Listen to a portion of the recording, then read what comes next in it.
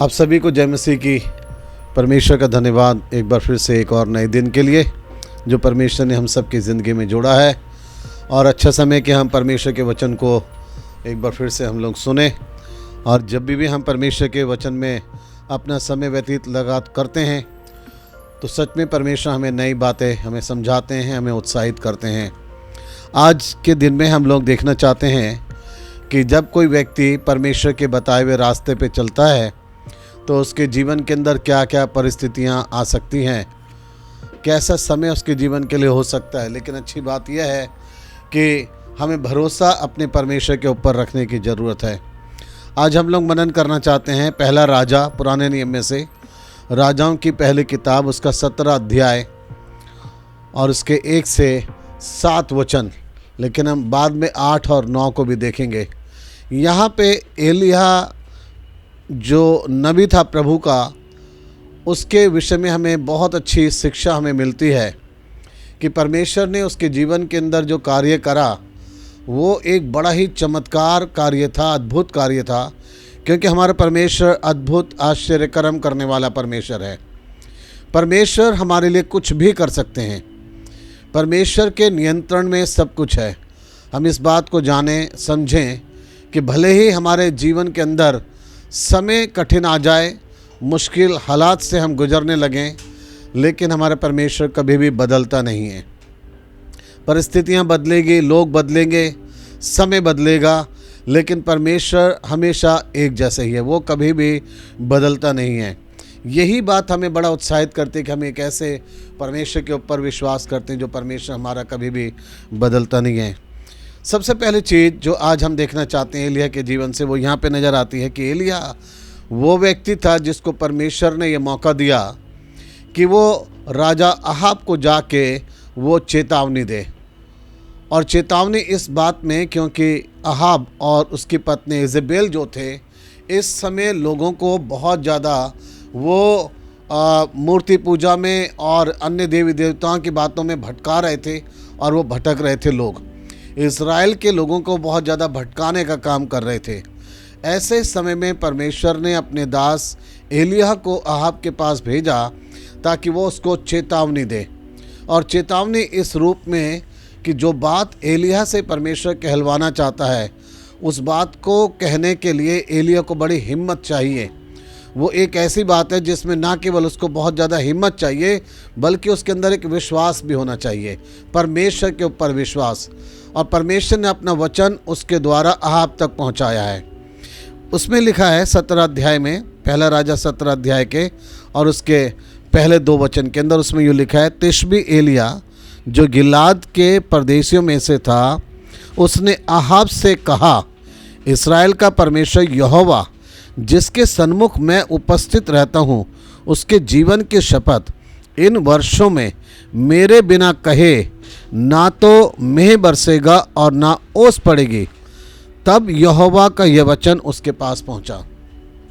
एलिय्याह ने यहाँ पे चेतावनी दी। उसने कहा, बिना मेरे कहे ना तो मेंह बरसेगा, ना बारिश होगी और ना ही ओस पड़ेगी। और इस बात को कहने के लिए उसको बड़ी हिम्मत चाहिए। वो कह सकता था कि तू कौन होता है ऐसी बात को कहने वाला।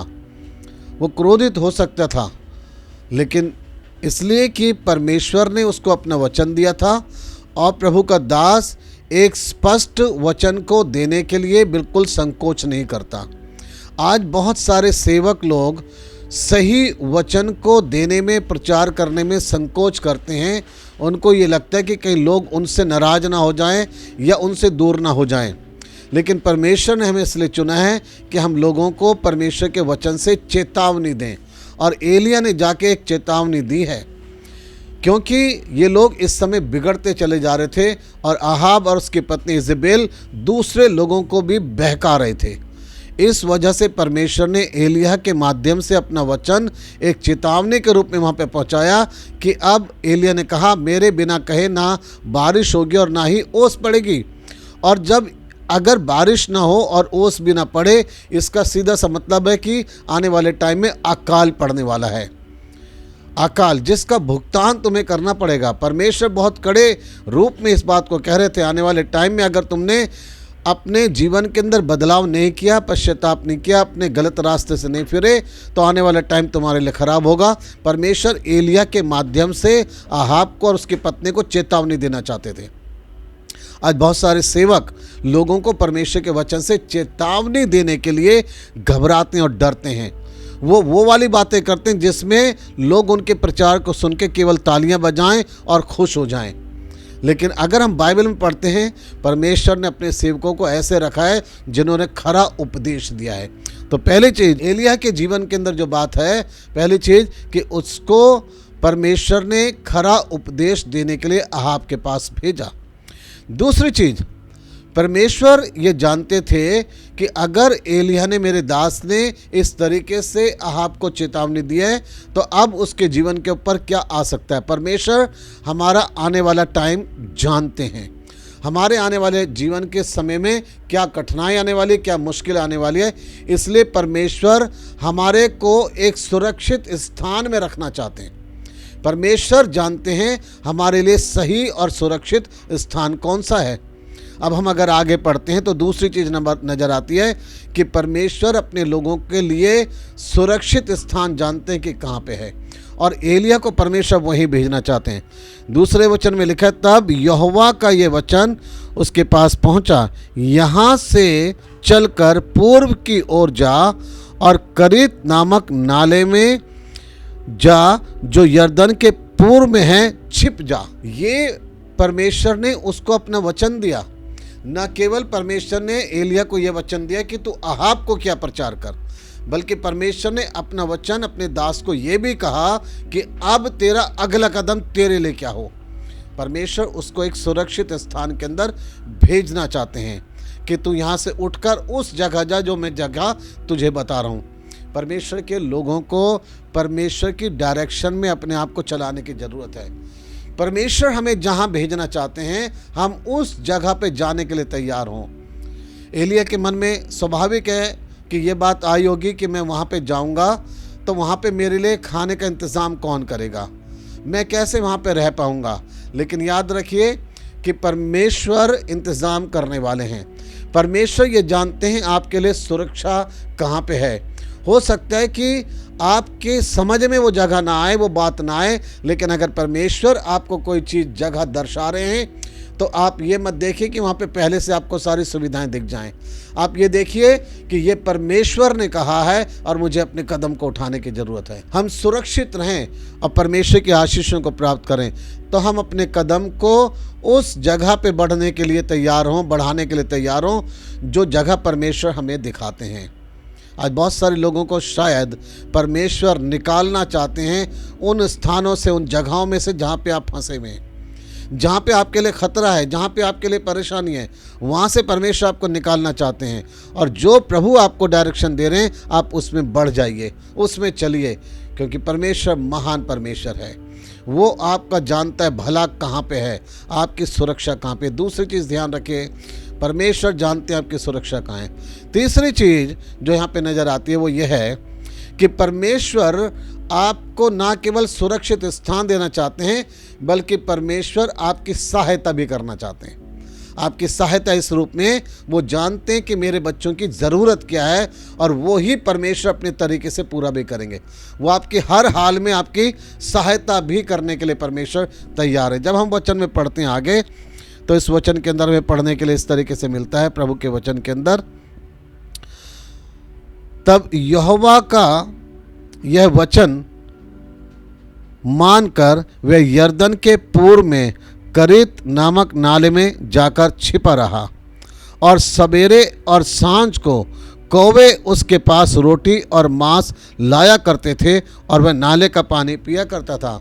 एक ऐसा जो शब्द यहाँ पे नाला लिखा है, लेकिन हम इसको इस रूप में देखें, ये ऐसे नाले का वर्णन है जिसमें पीने का शीतल जल बहता है, जिसमें पीने का एक साफ पानी बहता है, उसकी बातचीत यहाँ पे हो रही है, उस जगह की यहाँ पे बातचीत हो रही है। और वहाँ लिखा है कि परमेश्वर ने उसके लिए जो इंतज़ाम करा, उसकी जो सहायता करी, उसकी सहायता इस रूप में करी, सुबह और शाम कौवे जो थे उसके लिए भोजन लाया करते थे। अच्छा और उत्तम भोजन लाया करते थे। परमेश्वर हमारी सहायता करते हैं, ना केवल हमें सुरक्षा देते हैं बल्कि परमेश्वर हमें सहायता भी करते हैं, क्योंकि वो जानते हैं हमारी ज़रूरत क्या है, हमारी आवश्यकता क्या है। शायद वहाँ पे उस समय एलिय्याह के पास कोई बात करने वाला नहीं था, वो अकेला था, शायद उसकी मदद करने वाला कोई इंसान नहीं था, लेकिन परमेश्वर महान है, उसने एलिय्याह की सहायता करने के लिए कौवों को तैयार करा। परमेश्वर वो है जो इंतज़ाम करने वाला है, परमेश्वर वो है जो प्रबंध उपाय करने वाला परमेश्वर है।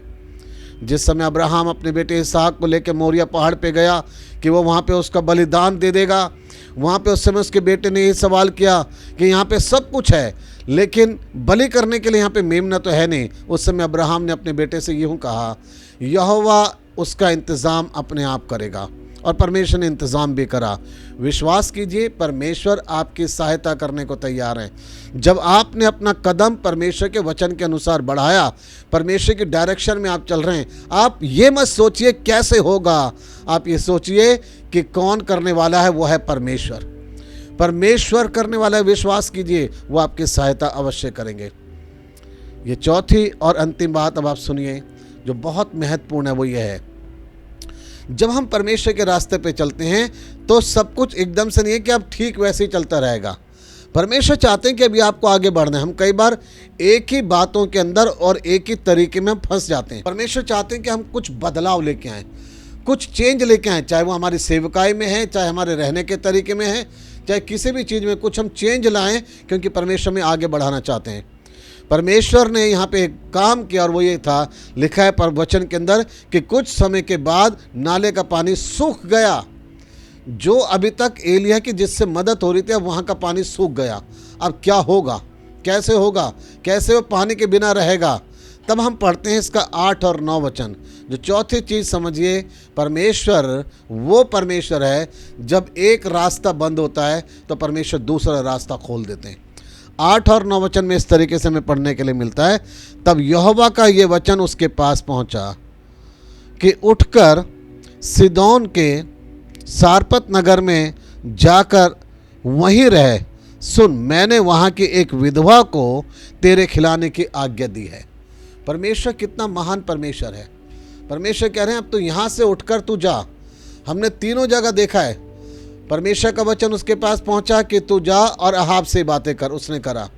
फिर उसके बाद लिखा है परमेश्वर का वचन उसके पास पहुंचा, तू उठकर यहाँ से जा और तू उस नाले में जाके छिप जा।